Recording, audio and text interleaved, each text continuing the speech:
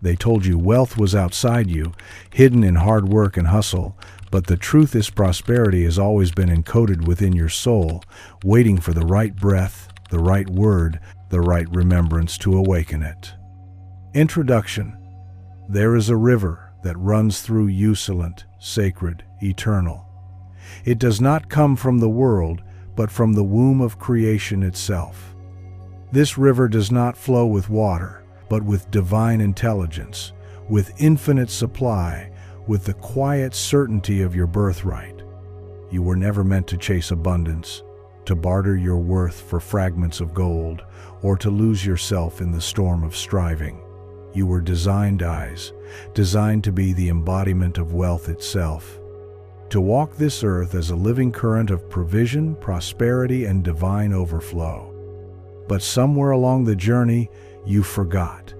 Not out of failure, not out of weakness, but out of agreement with the world, with fear, with stories that were never yours to begin with.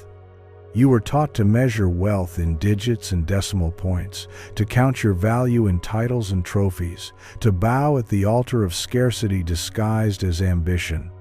And yet, deep in your bones, something ancient has always whispered, "This is not the way." This audiobook is not a lecture. It is not a list of steps. It is not here to feed your mind another formula. It is here to awaken you, to stir what lies dormant in the chambers of your being. It is here to crack open the vault of remembrance within you, the place where divine design and wealth consciousness merge into one luminous flame. This is not about attracting money. This is about becoming the frequency that money cannot resist. This is about reactivating the dormant strands of your wealth DNA, the original blueprint that knows no lack, no limit, no fear. You will not just listen to these words, you will feel them. You will breathe them into your cells. You will let them awaken what the world tried to suppress. Each chapter is a key. Each word is a code. Each story is a mirror. You will be guided, not as a student, but as a sovereign creator, reclaiming your divine economy. The wealth DNA within you has never been broken, only silent. And now you are ready to hear it speak again. This is your sacred initiation into effortless prosperity. Not through striving, but through stillness. Not through grasping, but through knowing. Not through the outside world, but through the infinite abundance that has always lived inside you. Take a breath. Let the old world fall away. Let the rhythm of these words realign your frequency. Let this moment become the turning point, the sacred, remembering that wealth is not something you earn, it is something you are. Let us begin. Chapter 1. The origin of wealth is within. You were not born to earn wealth, you were born from it. Before your name, before your form, before your first breath echoed into the silence of this world, you were wrapped in abundance, clothed in radiance, encoded with divine sufficiency. There is a story we must unlearn, the story that wealth is something separate, something scarce, something that must be pursued. This story was written by the blind, taught by the fearful, reinforced by systems that profit from your forgetfulness. But you, beloved, were never meant to chase what you already are. You are the field where the seed of gold grows. You are the breath that gives life to creation. You are the space between silence and sound, where the laws of abundance are not taught but remembered. In the beginning, there was only consciousness, pure, undivided, infinite. And that consciousness dreamed. It dreamed of form, of movement, of color and sound. And in that dreaming, you emerged not as a mistake, not as an accident, but as a unique expression of divine intelligence. And encoded in your soul was the frequency of wealth, not as paper, not as coin, but as power, the power to shape reality, the power to draw all good things unto yourself. You may not have seen it growing up. You may have watched your parents struggle, heard arguments about bills, absorbed the heavy silence of scarcity in your home. Perhaps you were told to be realistic, to be careful, to be humble in your dreams. Perhaps you were praised for saving, scolded for wanting, trained to settle, but none of this erased the truth. It only buried it. There is a woman named Layla. She grew up in the heart of a gray city, where dreams were rationed like food, where hope was a luxury. Her mother worked 2 jobs and still came home with empty hands. Her father left before she could speak his name. By all accounts, Layla had every reason to believe that life was hard and money was harder. But Layla had a secret. Every night, before she slept, she would close her eyes and imagine not money, not riches, but herself, radiant, calm, abundant. She would whisper words she barely understood. I am wealthy. I am provided for. I am divine. At 17, Layla left that gray city. She carried no inheritance, no savings, no credentials, only that inner frequency, humming beneath her ribs. She took jobs others mocked, lived in rooms no one envied, but she kept vibrating with that secret knowing. Over time, doors opened, unseen hands moved, people arrived. Opportunities unfolded as if the universe had always been conspiring in her favor.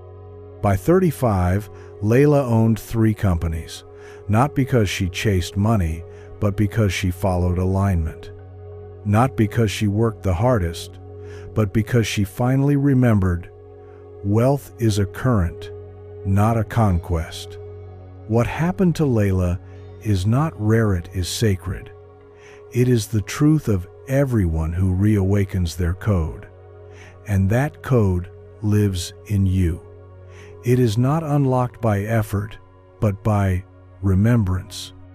Not by logic, but by frequency. When you stop looking outward, the current begins to rise. When you stop speaking from lack, the energy shifts. When you stop waiting for permission to feel wealthy, wealth comes to greet you like an old friend. There is a deeper truth I want you to hear, not with your ears, but with your being. The energy you hold shapes the reality you meet. Wealth is not a goal. It is a side effect of inner congruence.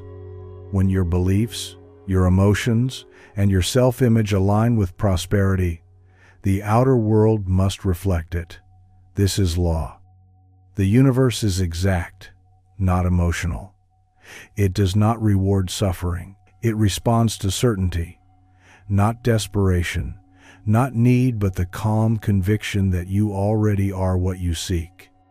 When you walk as if you have already received, when you speak as if lack is a foreign tongue, when you feel into the timeline where everything is flowing, then, and only then, does the illusion of lack dissolve. So what is the first step? It is not action, it is awareness. Awareness that you are not a victim of your bank account. Awareness that the stories of struggle are echoes, not prophecies. Awareness that you are already encoded with the same divine power that created galaxy, and that power did not make you poor. Your only job now is to return. Return to that knowing. Return to that place within that remembers, I am not here to get rich, I am here to reveal the richness already within me. Sacred practice. Tonight, before sleep, sit in silence for 5 minutes.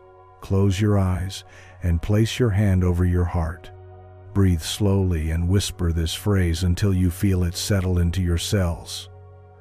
Wealth is not what I seek, is what I am. Do not try to believe it, do not force a feeling. Simply allow the words to echo into your being. Let them awaken something long forgotten. Then visualize a light within your chest, a golden, radiant frequency. With each breath, let it expand until it fills your body. Know that this light is your wealth DNA, and it is now awake.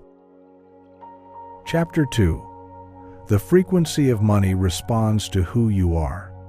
There is a rhythm beneath all things, a hum behind the visible, a silent law that governs the way money flows. Not a law of man, but of vibration, unchanging, sacred, precise. And once you understand this, truly understand it, the chase ends. You no longer run toward money. You become the song it dances to. Money is not random. It is not cruel.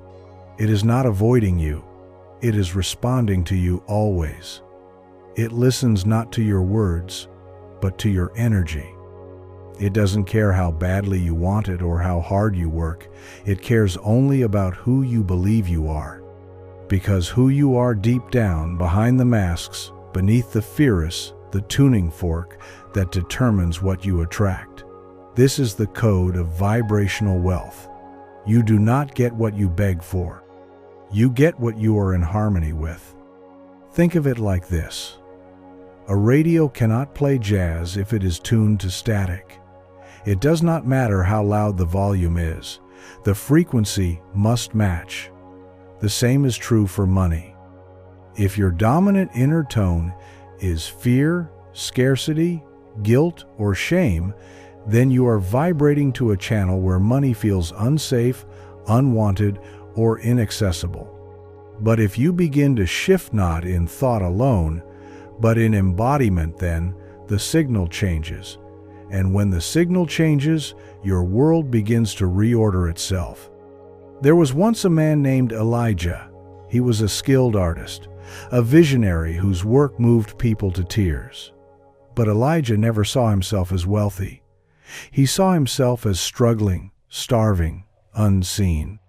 Every morning, he would light a candle in his studio, close his eyes, and pray for money to find him.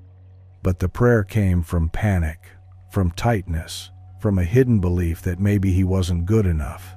And so money stayed away not out of punishment, but out of resonance. One night, in a moment of exhaustion, Elijah stopped praying for money. He lit his candle and simply sat in the dark. He whispered into the silence, "What if I'm already the abundance I've been chasing?" That night, something shifted. He didn't win the lottery. He didn't stumble upon a magic trick. But the next day, he painted differently, not from need, but from presence. The following week, a collector who had ignored him for years emailed out of the blue. One piece sold, then another. And soon, Elijah wasn't chasing anymore. He was receiving. You see, it wasn't the painting that changed, it was the painter. When you understand that wealth is not something you do, but something you allow, you begin to live in alignment with the deeper truth. And here it is. Money is a reflection, not a source. It reflects your frequency. It mirrors your self-concept. If you feel unworthy, money avoids you. If you feel guilty for desiring it, money plays hide and seek. If you fear losing it, it slips through your fingers like smoke. But when you honor it, not as a god but as an ally, when you appreciate it without clinging, when you feel at peace whether it is near or far, it begins to move toward you with gentleness. It wants to flow. It wants to serve. It is not the villain you were told it was. It is not the reward for suffering. It is the echo of your frequency, made visible in paper and numbers and opportunity. So the question is no longer, how do I get more money? The question becomes, who am I being in the presence of abundance? Do you shrink? Do you compare? Do you feel guilt for wanting more? Do you sabotage the flow because somewhere deep down you were taught that wealth and spirituality cannot exist in the same soul? These hidden beliefs are the static. They cloud your signal. But you are not broken. You are simply awakening. Awakening to the truth that money is not material, it is energetic. It is spiritual. It is alive. And like all energy, it seeks order. It seeks coherence. It seeks clarity. The moment you begin to vibrate with love instead of lack, with wholeness instead of hustle, with truth instead of tension money responds. Not because you earned it, but because you matched it. Let me take you deeper. Imagine standing in front of a mirror. You smile, the mirror smiles. You frown, the mirror frowns. You cannot wait for the mirror to change before you do. The mirror only reflects. And so it is with money. Your outer world mirrors your inner state. So, what would happen if, instead of waking up every day in worry, you woke up in gratitude? What if, instead of asking, "How can I get more?" you whispered, "How can I feel wealthy now?" What if you dared to feel rich before you saw a single change in your bank account? That, beloved, is the frequency shift. That is when the codes start activating. There was a single mother named Sienna. She worked at a cafe and struggled to make ends meet. But one day, while holding her sleeping child, she made a vow. "I will no longer teach my daughter that life is only about surviving. I will show her what it means to live in overflow." She had no idea how. But she started with a ritual. Each morning before work, she would sit at the kitchen table, place her hand on her heart and say, "I am enough. I have enough. I will always be enough." She didn't believe it at first, but she repeated it like a sacred song. Months passed. She started receiving unexpected tips, then a raise. Then an old friend offered her a position at a startup, doing what she truly loved. Her life changed not because she forced it, but because she shifted her frequency. Her outer world bowed to the inner one, and so will yours. You must stop begging the mirror to change. Change the signal. Change the tone of your self-talk. Change the energy behind your desire. Stop making money your master. Let it become your servant. Let it follow the truth of your being. You are not just someone who wants more. You are the more itself. You are the field, the fertile soil, the source. Sacred practice. For the next 7 days, begin your morning with a vibrational ritual. Stand before a mirror, look into your own eyes, and say with power and presence, "I am the frequency of wealth.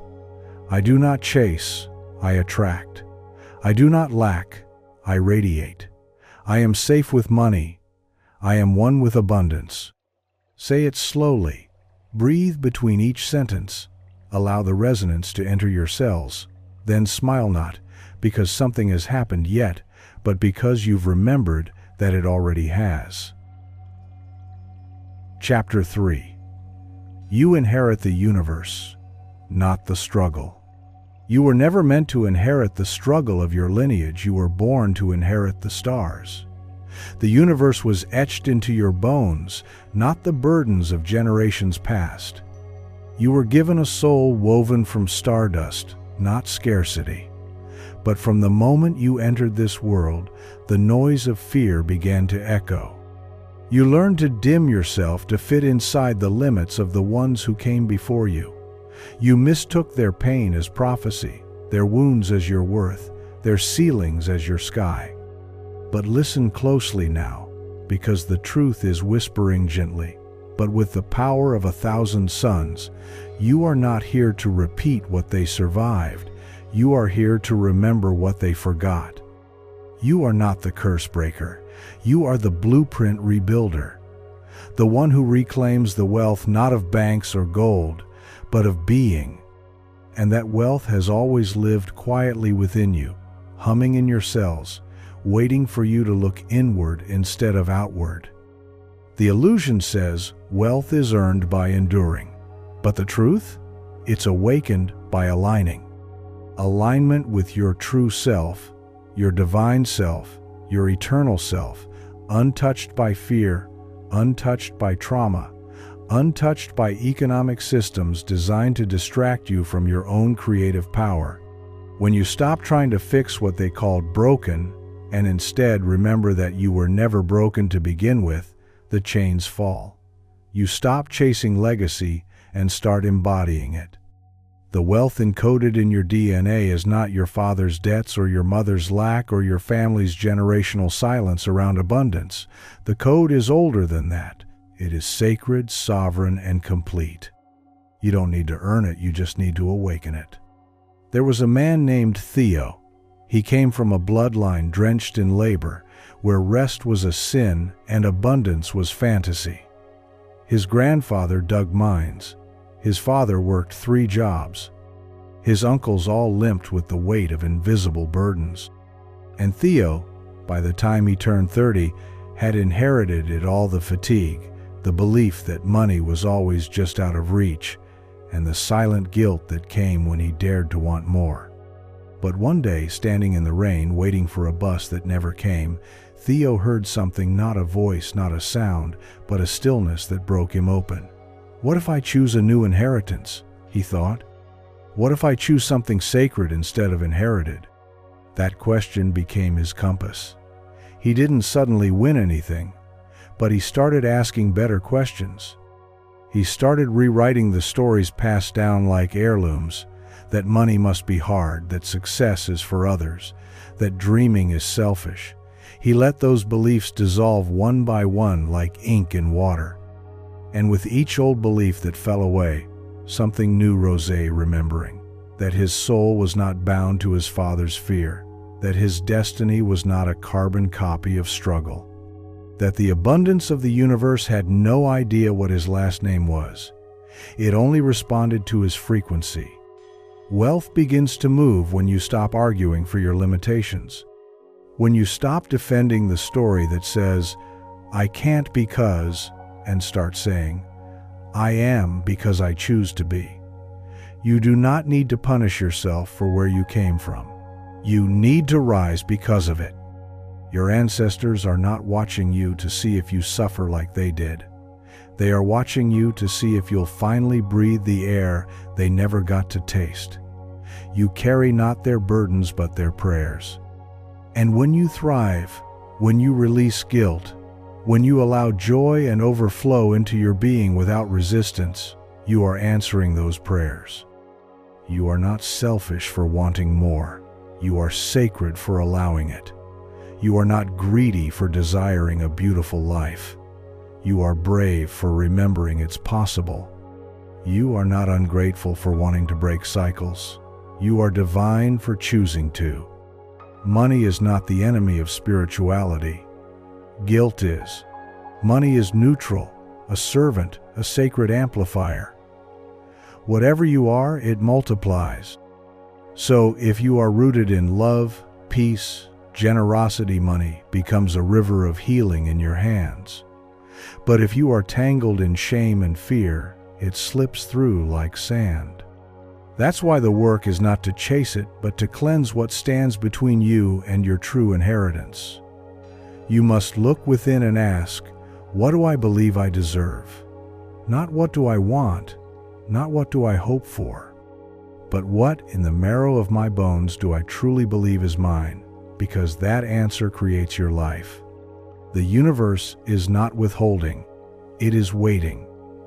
Waiting for you to align with your birthright, to lift your eyes, to speak as if you matter, to walk as if your name is already written in the fabric of divine wealth. And it is. It always was. But you must believe again, not in fairy tales, but in frequency. This is the secret they never told you. Money responds to permission, and permission does not come from the world, it comes from within. When you give yourself permission to be abundant, to be well, to be free of inherited patterns, you become magnetic. You don't have to manipulate. You don't have to explain. You just have to resonate. There was a girl named Amara, raised in a small village, where women were expected to serve, not lead. She grew up believing wealth was reserved for someone else, someone louder, someone luckier. But Amara began doing something different. Every evening, under the stars, she would sit in stillness and imagine herself not rich in things, but rich in spirit. She would see herself walking with elegance, speaking with authority, giving without fear. She would whisper the words, "I carry the wealth of every woman who came before me." And over time, her outer world began to shift, first slowly, then all at once. Today, she runs a global movement, not because she learned a secret, but because she remembered who she was. And so will you. You are not here to mimic someone else's path. You are here to unlock the codes already written in your soul. The ones that say, you are wealth, you are enough, you are ready. Sacred practice. Tonight, light a candle in a dark room. Sit with a mirror or a quiet reflection of your face. Gaze into your own eyes and speak this aloud. I do not inherit struggle. I inherit the stars. I carry the wealth of my ancestors' highest prayers. I give myself permission to prosper. I release guilt. I release fear. I awaken the abundance within. Breathe with each sentence. Repeat until the words stop sounding like a script and begin to feel like a truth. Then place both hands on your heart, close your eyes, and say thank you not to anyone, not for anything, but simply for existing, for being here, for choosing to remember. Chapter 4. Speak as wealth. Speaks and the universe will obey. There is a language the universe responds to, not the language of the tongue, but of tone, intention, and vibration. The words you speak shape the architecture of your life, carving invisible structures that become the stage upon which your reality dances. You are not just thinking wealth or feeling it, you are declaring it with every breath. Every phrase you utter is a command to the field of infinite potential, and the field always listens. It does not argue, it does not question, it simply reflects back what you decree. So if you whisper lack in moments of doubt, or shout fear in the quiet corners of your mind, the universe will shape itself around that echo.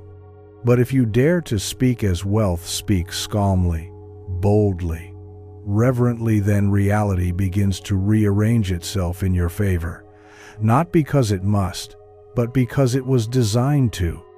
Most people live unaware that their mouth is a wand. They cast spells without knowing it. They say, I can't afford it, and so it is. I'm just surviving, and so they are. Money doesn't grow on trees, and so it does not appear. But what if you stopped repeating the noise of the world and began speaking in the dialect of divinity? What if every word was a seed, and your life was the soil? Would you still say, I'm broke? Would you still affirm your limitations in casual conversations, in late-night thoughts, in moments of silence turned bitter? The power lies not in being perfect, but in being conscious. In pausing before you speak and asking, is this the voice of lack or of wealth? There once was a man named Jonah. He had read every book on money, taken every course, listened to countless success stories, but still the wealth eluded him. His job paid just enough to survive, but not to breathe. His shoulders carried the weight of trying. But what he didn't realize was that every time he opened his mouth, he was cursing his own field. I'll never get ahead, he'd say with a tired laugh. Just my luck, he'd groan when bills arrived. Even when opportunities knocked, he joked that something would surely go wrong, and so it did. Again and again. Not because he was cursed, but because he was cursing himself with unconscious declarations. Until one day, he heard a voice snow outside, but within. It said nothing mystical, nothing dramatic. Just this: speak what you seek until you see what you've said. It hit him like thunder in a cathedral. From that day, he changed his language note instantly, not perfectly, but with reverence. He started with whispers. I always have what I need. Then came, I welcome more than enough. Then, I am supported, I am chosen, I am wealth itself. It felt strange at first, like wearing someone else's clothes. But over time, the words shaped him from the inside out, and the world began to respond not because he had finally earned it, but because he had finally spoken in the voice of alignment. You must understand, money has ears, not literal ears, but vibrational ones. It listens not just to what you say aloud, but to the subtle murmurs behind your speech, the belief behind the sentence, the energy behind the phrase. When you say, I am rich, but vibrate with panic, the field hears the panic. When you affirm, I am abundant, but doubt in your breath, the universe mirrors the doubt. But when the words become true within, when your tone carries peace, when your voice no longer trembles, when your declarations flow from a place of knowing rather than begging, then you are not speaking for show, you are speaking from source. Language was never meant to describe reality. It was meant to shape it. The ancients knew this. The mystics guarded it. The prophets lived by it. And you are here to reclaim it. To remember that every time you say, I always attract abundance, you are not lying, you are laying bricks on the road to your wealth. When you say, I am worthy, you are not convincing yourself, you are calibrating your energy to receive. When you declare, I am wealthy now, you are not pretending, you are creating. Let me tell you of a woman named Naomi. She had grown tired of pretending to be humble when inside she knew she was meant for more. She was a teacher, a mother, a caretaker, always giving, never receiving. She never allowed herself to say what she truly wanted. She believed it was noble to keep her desires quiet. But quiet desires cannot move mountains. Quiet prayers do not part the clouds. One day, while watching her daughter play, she realized she was teaching the next generation how to mute their magnificence. And in that moment, she made a choice. She stood in her kitchen, hands shaking, and for the first time in her life said aloud, I deserve to be rich. I deserve to be radiant. I deserve to receive. The air shifted. Something within her broke and healed at once. Every morning after, she spoke as if she had already arrived. Not to convince the world, but to command her field. And soon, opportunities arrived. A scholarship, a speaking invitation, a book offer. Not magic, but alignment. Not coincidence, but cause. You are not too late. You are not too broken. You are not asking for too much. You are simply one sentence away from shifting everything. Your voice is a tool of manifestation, not just an expression. So speak as wealth would speak, calm, centered, faithful, powerful. Speak as the version of you who already has it all. Let that tone guide your posture, your thoughts, your day. Do not ask for money. Align with it, declare it, be it. There will be moments where fear tries to borrow your tongue again, where you'll be tempted to say, this always happens to me, or nothing ever works out. But pause, breathe, choose again. Say instead, even now abundance finds me, even here I am provided for, and the universe, ever loyal, will mirror back your new decree. Sacred practice. Every morning for the next 7 days, find a quiet space. Place one hand on your heart, the other on your belly. Inhale deeply and say aloud, I am the voice of wealth. My words create my world. I speak life. I speak prosperity. I speak as one who has already arrived. Say it 3 times, slowly, with reverence. Throughout the day, notice your speech. When a limiting phrase arises, pause and replace it with truth. Not false hope, but divine remembrance. Let every word become an invocation. Let every sentence become your temple. Chapter 5. Your self-image is the vault that unlocks abundance. Every reality you live, every dollar you attract or repel, every opportunity you meet or miss it, all circles back to one invisible architect, the image you hold of yourself when no one else is looking. This self-image is not vanity. It is the blueprint. It is the mold into which life pours its molten possibilities. You do not receive what you wish for. You receive what your subconscious believes you are allowed to hold. And that belief, that silent architecture, is shaped not by chance but by your inner image of who you think you are in this world of wealth. If you see yourself as a struggler, even when money flows, you will find a way to lose it. If you see yourself as a burden, even when people offer help, you will feel guilt. But when you finally see yourself as divine, worthy, powerful, already whole in life, bends to that image with the precision of sacred geometry. We live in a world that trains us to look in mirrors for validation. But mirrors only reflect the surface.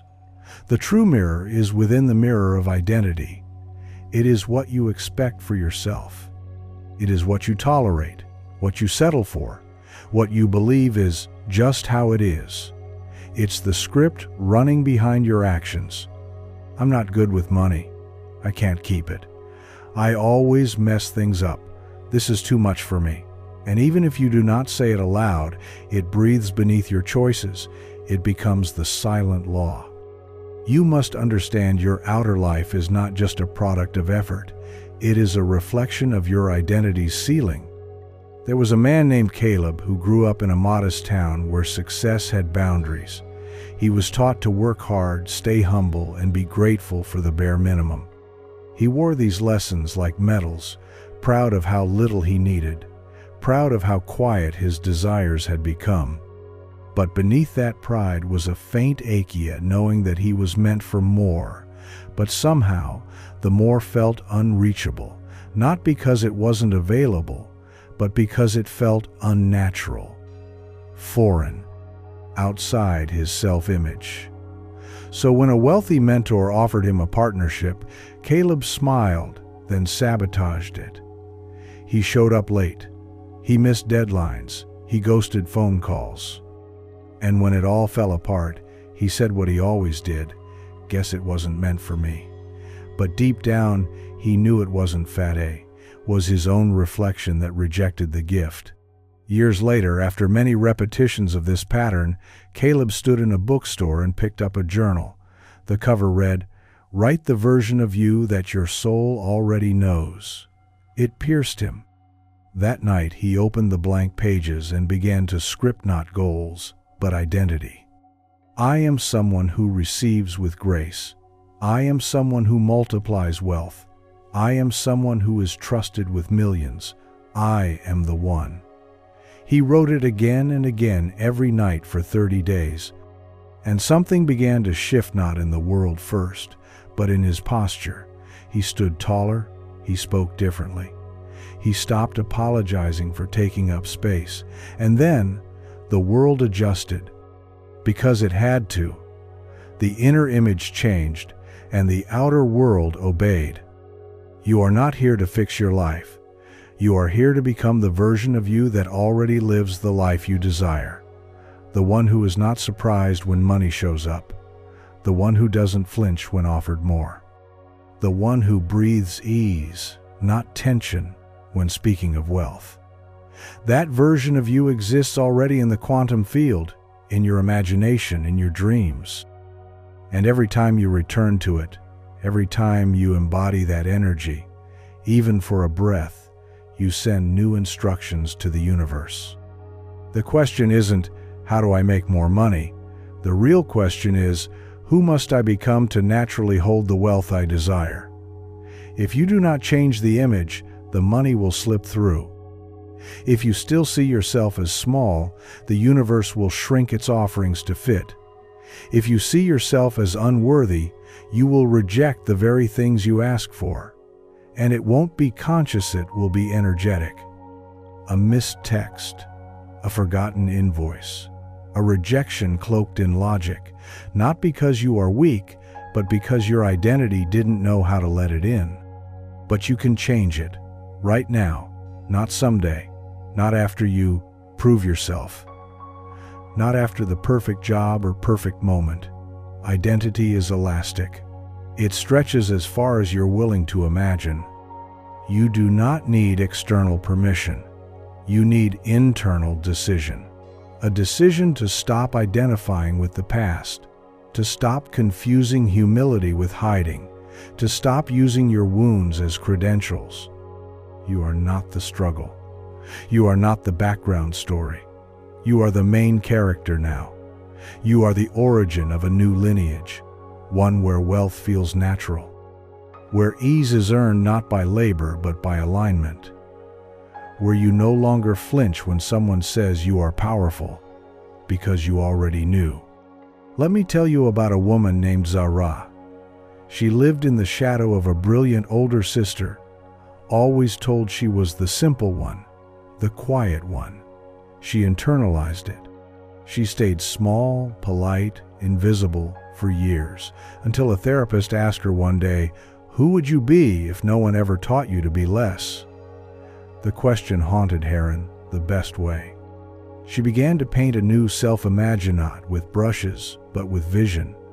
Every day she closed her eyes and saw herself as radiant, eloquent, magnetic. She visualized herself walking into rooms where money lived and feeling like she belonged. Within months, her life shifted. She went from assistant to creative director, from barely making ends meet to consulting brands with global impact, and not because she chased it, but because she became it. That is the truth no one teaches in schools. Wealth begins in the image, and you are the sculptor. Your beliefs are the chisel, your imagination, the clay. If you want a new life, build a new identity. One thought, one word, one breath at a time. Sacred practice. Tonight, before bed, write a letter from your wealthy self, not a future version, your already aligned, already abundant, already whole self. Begin the letter with, "This is who I am now." Describe how they think, how they walk, how they solve problems, how they greet the day. Use present tense. Be vivid. Then read it aloud, slowly, like a sacred declaration. Let the words wash over you. Let the image imprint on your subconscious. Fall asleep with that energy wrapped around you like a golden cloak. Let the universe rearrange itself to match what you have just claimed. Chapter 6. The Invisible Economy of Belief. Long before money touches your hand, it passes through your mind. Long before a client signs the contract, before the opportunity arrives, before the digits shift in your account, there is a transaction that happens invisibly, a sacred exchange between belief and manifestation, between your internal economy and the wealth of the outer world. And this is what most never realize. The true marketplace is not out there. It is in here, within. You are trading with the universe every day through the currency of your belief. What you believe you are worthy of, what you believe you can hold, what you believe is possible for people like you, this is the balance sheet that really matters. For belief is not just a thought you repeat. It is an atmosphere, a gravitational field, a magnetic signature that tells the universe how to treat you. It is the silent code behind every yes, every no, every delay, every miracle. You've been taught to look at bank statements, to track earnings and losses, to budget and to plan. But the deeper question is, what are you earning or losing through your own thoughts? What are you budgeting emotionally? What dividends are you collecting from your identity? Because belief either opens the floodgates or locks them tight. Belief either whispers, "I am safe to receive," or it shouts, "This is too much, shut it down." The inner economy is the first reality, the rest is just echo. Let me tell you about Marco. He was a financial advisor, brilliant, articulate, and highly skilled. On paper, he should have been thriving. His clients trusted him. His strategies were sound. But no matter how hard he worked, his own wealth never seemed to rise above a certain threshold. It was as if there was an invisible ceiling pressing down on him, holding him just below abundance. One day, while meditating, he asked, "What am I not seeing?" And the answer came, not as words, but as memory. He saw himself at 9 years old, standing in a grocery store with his mother, watching her put back items they couldn't afford. He remembered how she'd smiled through it, but her eyes burned with shame. And he, a child, made a silent vow that day. "I will never be the cause of someone else's financial pain." What he didn't realize was that this vow became a limit. Every time he got close to prosperity, his subconscious pulled the brake. It associated having money with harming others. It associated abundance with guilt. His outer world wasn't stuck, his inner economy was bankrupt with fear. But once he saw it, once he acknowledged the belief not as truth but as trauma, he could begin to rewrite it. Slowly, deliberately, he affirmed, "My wealth blesses others. My abundance is safe. I am a source of healing, not harm." Over time, the ceiling lifted. Not because he changed his job, but because he changed the energy behind the work. This is why mindset is not a cliche, it's the architecture of reality. You can't receive what you do not feel safe to hold. You cannot outrun the beliefs you carry. They are encoded in every choice, every hesitation, every opportunity you subconsciously decline. And most of those beliefs, they weren't even born in your own voice. They came from others' parents, teachers, culture, history. You inherited them like an old coat, wearing them because it was all you knew. But now you get to undress. Now you get to choose. Now you get to upgrade your inner economy from survival to overflow. Ask yourself, what do I truly believe about money? Not what do I hope, not what do I say when people ask. But deep down, when I'm alone, do I believe it loves me? Do I believe I'm allowed to have it? Do I believe I'll lose myself or be judged if I gain it? These are the real metrics. These are the numbers that matter. Because your life is always a reflection of your core beliefs, not your wishes, not your goals, but the energy you've normalized. There was a woman named Renee. She never talked about money. It felt taboo, impolite, shameful. Her parents had avoided the subject, and so she inherited that silence. But silence becomes suffering when left unchecked. She never negotiated salaries. She felt guilty for charging her worth. She turned down gifts, compliments, even praise. All because her internal economy whispered, to receive is to be greedy. To be visible is to be unsafe. But one afternoon, during a breathwork class, something cracked open. Tears fell, unprovoked. And from that crack, a new voice rose. One that said, "I am allowed to be full." From that day forward, Renee began practicing what she called belief banking. Every morning, she made deposits not of cash, but of truth. She stood before the mirror and declared, "I believe money is sacred. I believe I am good with it. I believe I am meant to thrive." At first, it felt awkward, but day by day, the atmosphere inside her changed. Her inner economy stabilized, and then the outer matched it. Raises came. Clients increased. She stopped apologizing for being powerful. She became the steward of her own expansion. And you can too.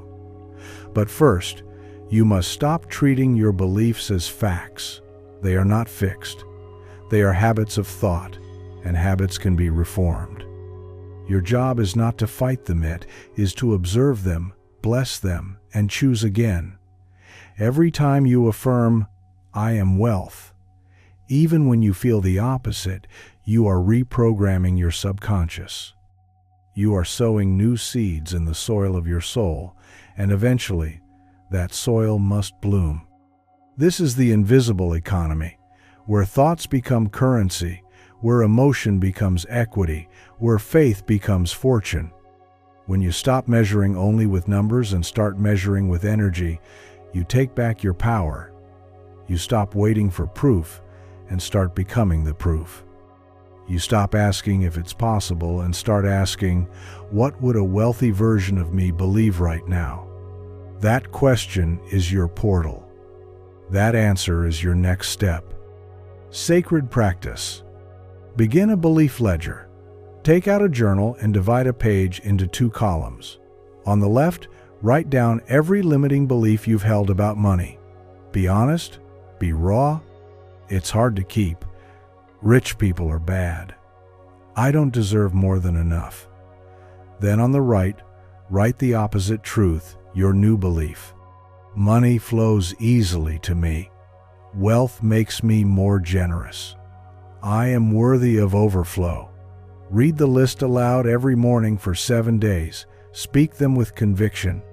And each night, write down one piece of evidence, no matter how small, that supports your new belief. Train your nervous system to normalize abundance. Let your beliefs rise in value until your life has no choice but to follow. Chapter 7. The Nervous System of Wealth. Feeling safe in abundance. The reason wealth doesn't stay isn't always because you don't want it. It's often because your nervous system doesn't feel safe holding it. We speak of money as logic, numbers, transactions, but underneath all of it lies the body, the silent gatekeeper of your reality. You are not just a mind creating your future. You are a body remembering your past. And until your nervous system feels safe with abundance, it will reject it every time, no matter how much you affirm, manifest, or plan. Safety is the soil of prosperity. If your body flinches at the idea of more, if your breath tightens when you receive, if you brace for something bad to follow something good, then you are still wired for survival, not expansion. And the truth is, no amount of money can outrun a dysregulated system. The body always wins. You see, when we speak of frequency, we are also speaking of embodiment. The state of your nervous system is the tuning fork for your life. If you are always on edge, expecting the rug to be pulled out, afraid to be seen, scared to lose what little you've built, then wealth becomes a threat. It doesn't matter how spiritual you are or how clearly you visualize. If your inner world equates wealth with danger of rejection, responsibility, visibility, loss, then your subconscious will find a way to eject it. It will delay the deal. Forget the email. Miss the opportunity.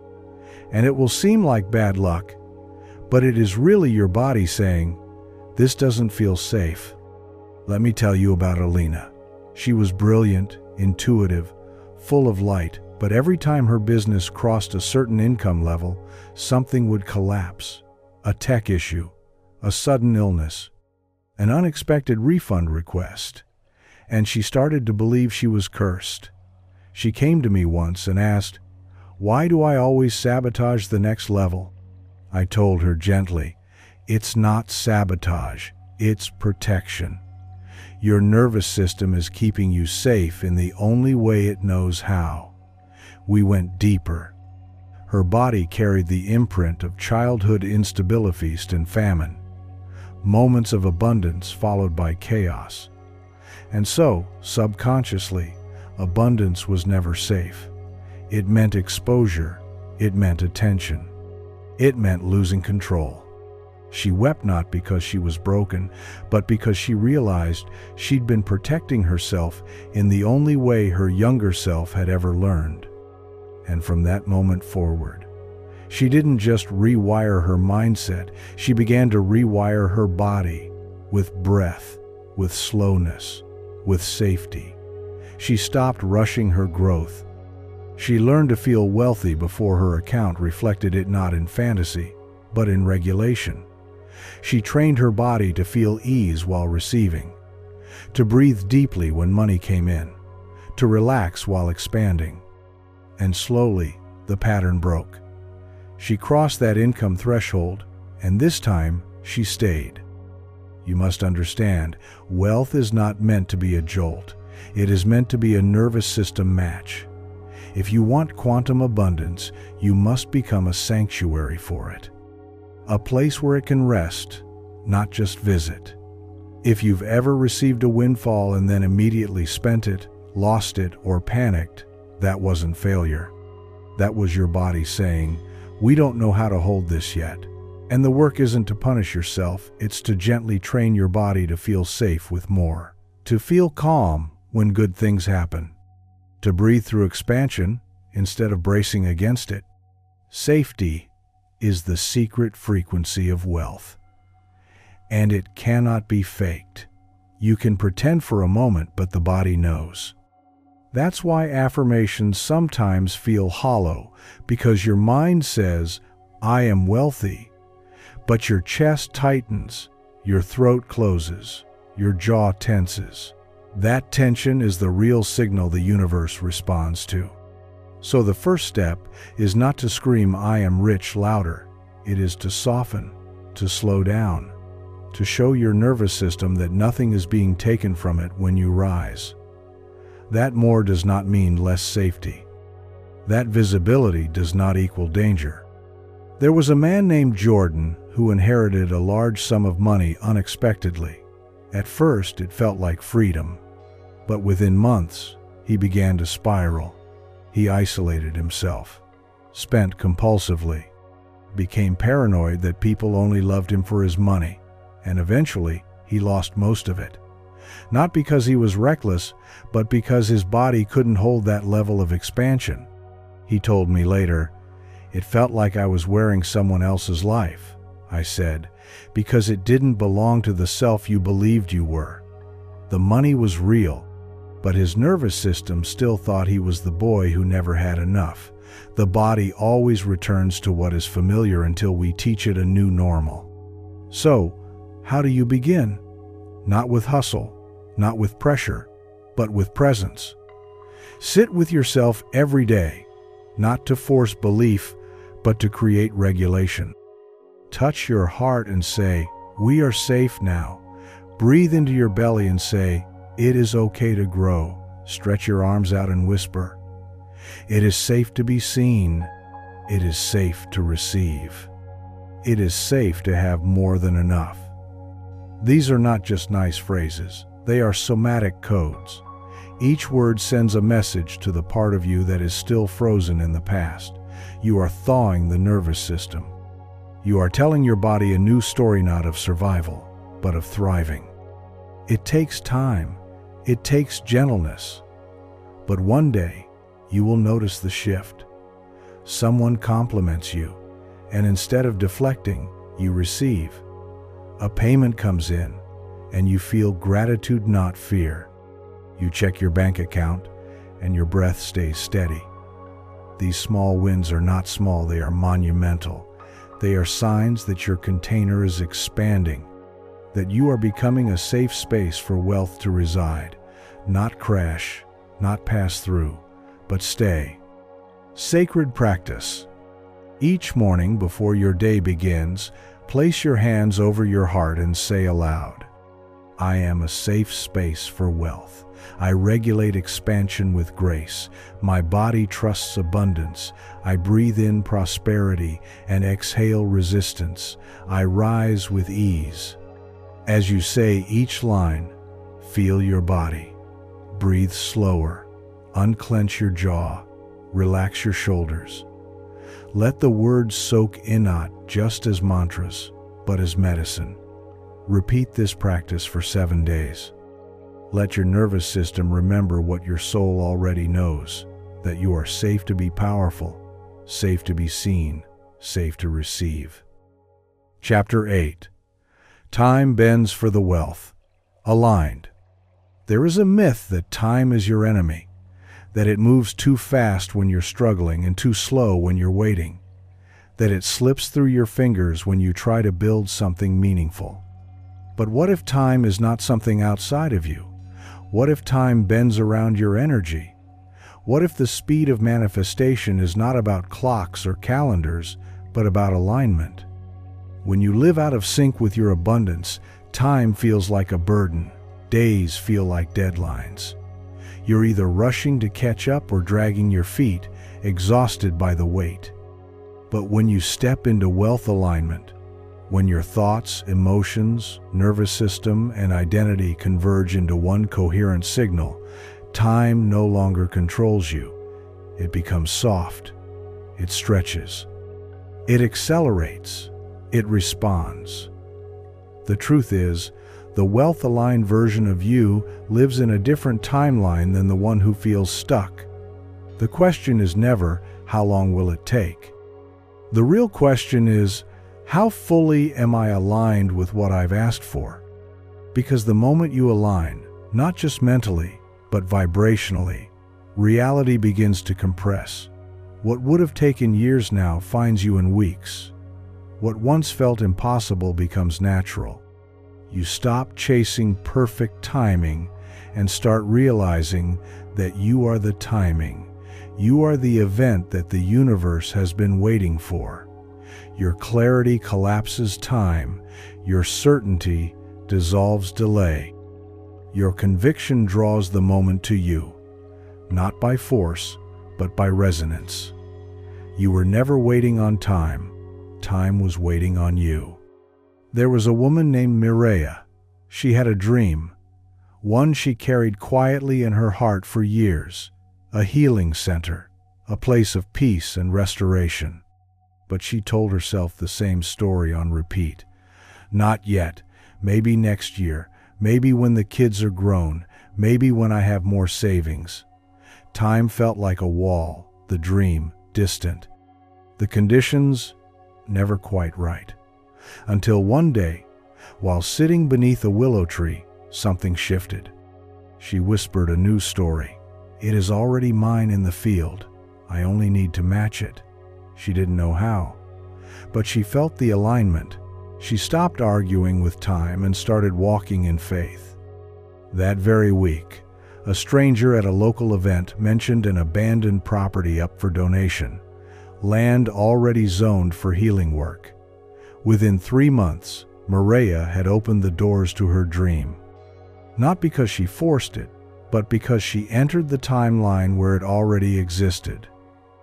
You see, she didn't create the opportunity by waiting. She found the opportunity by becoming. That's the key. Manifestation doesn't arrive, it reveals. When you shift, the world shows you what was always there, hidden in the fog of misalignment. And this is what must be remembered now. You are not walking toward your desires in some linear, predictable line. You are choosing frequencies every moment. You are stepping in and out of timelines with every belief you accept or reject. And wealth has a frequency. It lives in the now, not in the one day, not in the someday. But in this breath, this moment, this energetic yes, the part of you that keeps postponing your abundance, the part that says, after this, once I've earned it, when I'm more healed, that part is not protecting you. It is delaying you. Because abundance does not live in later. It lives in the now. And the now is not a passive space. It is creative. It is dynamic. It is fertile. When you show up fully in the now, as if you are already who you choose to be, as if your wealth is not a hope but a fact, the universe cannot help but respond. It doesn't reward effort. It rewards embodiment. It doesn't track how long you've struggled. It mirrors how deeply you're aligned in this moment. There was a man named Cyrus who kept waiting for the right time to launch his dream project. He had the skills, the connections, the ideas, but he was haunted by this feeling that it just wasn't time yet. He watched others succeed and told himself, they must have started earlier. One day a mentor said to him, time doesn't matter, energy does. That night, something in him cracked. He stopped looking at the calendar. He stopped measuring his life in deadlines. He asked one question: what would the version of me who already did this feel like today? And he lived from that feeling. Every hour, every decision, every conversation. The project launched in 30 days. It went viral in 60. He didn't manipulate time. He stepped into the version of himself where time no longer needed convincing. You must remember this. The universe responds to energy, not clocks. It doesn't care if you're 20 or 70. If you've failed 10 times or succeeded once, it doesn't need more time to help you. It needs more truth from you, more alignment, more yes. And that yes doesn't require perfection. It requires presence. Show up today as if you're already abundant. Spend, speak, walk, breathe with the energy of someone who trusts the divine unfolding. That is how you speed up the miracle. We've been trained to worship delay, to earn our blessings through suffering, to make time the gatekeeper of our worth. But you are a creator, not a beggar. You are not here to wait for wealth to choose you. You are here to declare that you've already chosen it. And that declaration changes the field around you. It opens doors. It shifts minds. It reorganizes events. It collapses timelines. Here's the mystical truth. The version of you who already lives in abundance already exists. In some corner of the infinite field, she is walking through a day filled with grace. He is answering calls of opportunity. They are receiving with joy. And every time you feel into that self, even for 1 minute, you begin to merge with them. That is not daydreaming. That is quantum travel. That is wealth manifestation at the speed of soul. Sacred practice. Each morning for the next 3 days, before opening your phone, before checking the time, sit in stillness and ask, what does the wealth-aligned version of me feel like today? Not what do they have, what do they feel? Peace? Gratitude? Certainty? Let that be your atmosphere for the next hour. Live in it. Speak from it. Move through the world as if that version is already real, because they are. At night, journal what shifted. Track the synchronicities. Notice how time begins to bend, not through effort but through energy. Let this practice anchor you in the eternal now, where wealth is already yours. Chapter 9. Receiving without resistance. Becoming a vessel for overflow. To receive is an art. One few are ever taught, and fewer still master.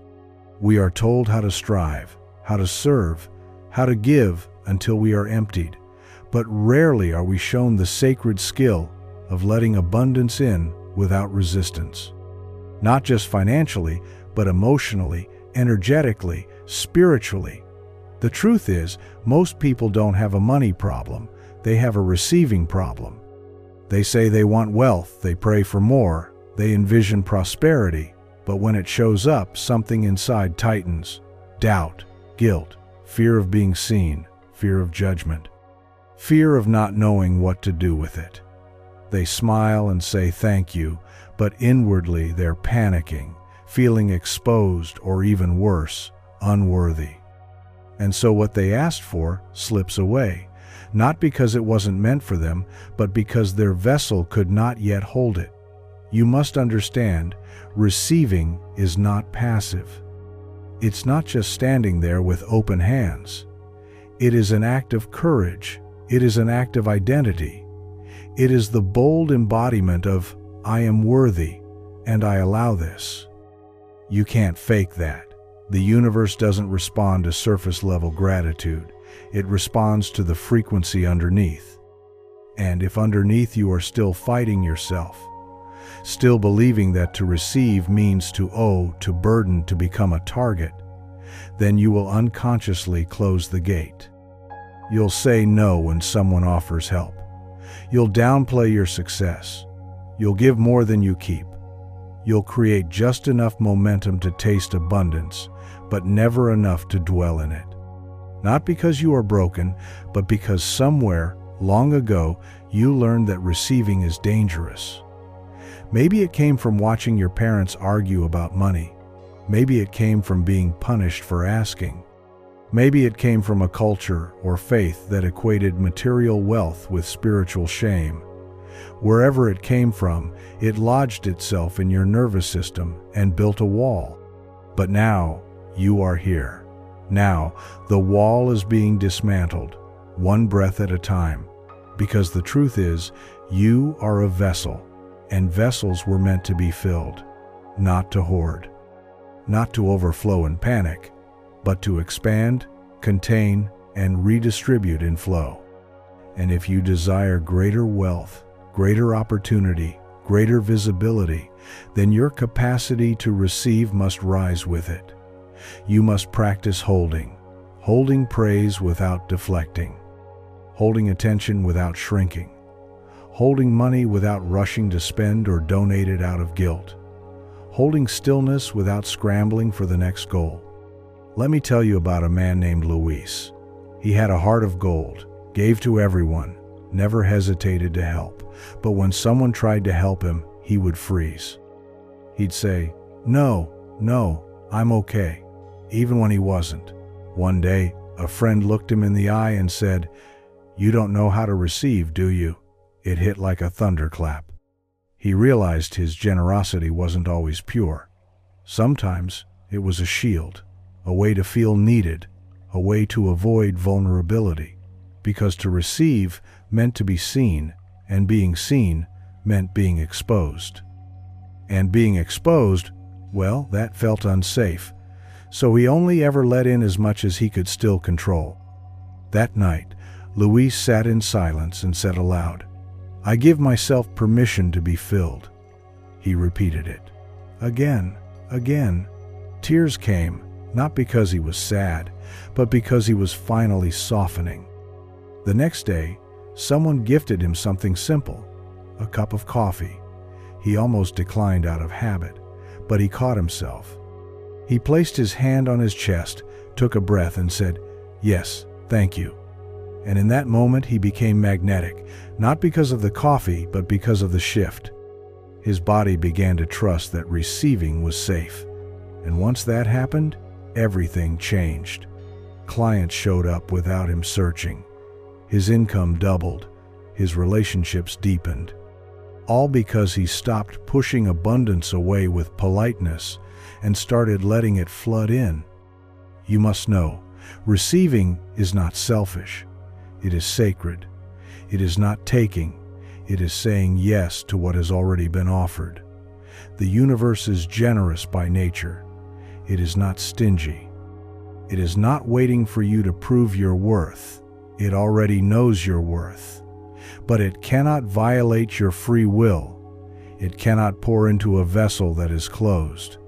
So when you say, "It's too much," or "I don't deserve this," or "I'm not ready," the universe listens, not as punishment, but as respect. And when you finally say, "Yes, I welcome this, I allow this, I can hold this," the universe moves mountains to meet you. It does not require perfection. It requires presence. Can you breathe through the discomfort of being blessed? Can you hold your power without apology? Can you receive praise without handing it back? Can you say thank you without explaining yourself? That is what it means to be a vessel of wealth, not to chase, but to contain, to make room, to say, "I trust myself to receive and remain." There was a woman named Anya who always received just enough, never more. She called it gratitude, but really, it was fear. She didn't want to outshine, didn't want others to think she was greedy. So when abundance came, she'd quickly give it away, as if it was radioactive, but deep inside, she longed for more. One evening, she stood before a mirror and said to her reflection, "I give everyone else permission to rise. Why not me? Her voice cracked. She placed both hands over her belly and whispered, "I am a container for overflow." That phrase became her prayer, her anchor, her expansion. In the weeks that followed, she practiced receiving compliments, help, unexpected gifts. At first it was awkward, but then it became natural. Her capacity widened, and with it, so did her reality. Her business took off. She hired help. She delegated. She stopped controlling every outcome. She finally let life hold her. And in doing so, she became the example she always searched for. And now, I ask you the same. Can you let life hold you? Can you stop running from goodness? Can you stop proving, fixing, solving, and simply allow the river of provision to move through you? Because wealth is not just about the numbers. It is about your ability to let it in and keep it without fear. Sacred practice. Every day for the next 5 days, practice one intentional act of receiving. It can be as small as a compliment or as large as an unexpected gift. Whatever comes, pause, breathe.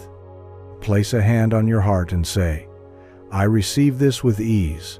I am safe to hold this. I am worthy of all I allow." At night, journal your experience. Notice where you resisted. Notice where you softened.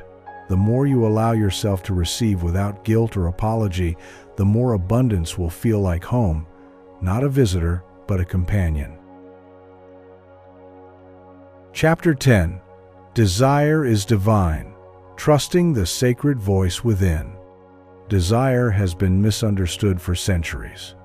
It has been labeled selfish, sinful, dangerous, or immature. A thing to tame, to suppress, to discipline. But what if desire is not the problem? What if desire is the compass of your soul, the whisper of your divine design calling you home? Every sacred text, every prophet, every mystic that ever touched truth knew this. Desire is not born from ego, it is born from alignment. It is the universe revealing to you what is already possible for you. It is not a trick. It is not temptation. It is guidance. The pull you feel toward more beauty, more wealth, more love, more expression, that pull is sacred. It is how Source speaks to you through the body, through the heart, through the heat that rises when you imagine a better life. You were not created to want less. You were created to become the one who can receive what you desire, not in fear but in fullness. But somewhere along the way, we were taught to doubt our desires, to treat them as distractions, to question their worthiness, especially when it comes to wealth. You were taught that wanting more meant you were greedy, that material comfort made you less spiritual, that riches belonged to the select few who played by invisible rules. And so you quieted the voice within. You silenced the craving not just for money, but for the life you truly wanted. The freedom, the ease, the beauty, the elegance, the sovereignty. But here's what no one told you. Silencing desire doesn't make you holy. It makes you hollow. The emptiness you feel isn't because you want too much. It's because you've stopped trusting the part of you that knows what's possible. There was a woman named Celine. She was a healer, wise, gifted, and deeply intuitive, but she lived in quiet conflict with herself. Her sessions changed lives, but she barely charged enough to survive. She told herself, "Money isn't my focus." And yet, deep down, she longed for more, a home that reflected her light, retreats in sacred places, time to rest and dream. She would see images of a grander life in meditation, but she'd quickly brush them away. Not for me, she'd think, maybe in another lifetime, but the ache didn't leave, because desire doesn't leave. It waits, patiently, faithfully, until one day she sat in stillness and asked a new question. What if this longing is holy? The moment she stopped resisting the dream began to move toward her, not in a rush, not in drama, but in quiet confirmations. A mentor appeared. A new client paid double.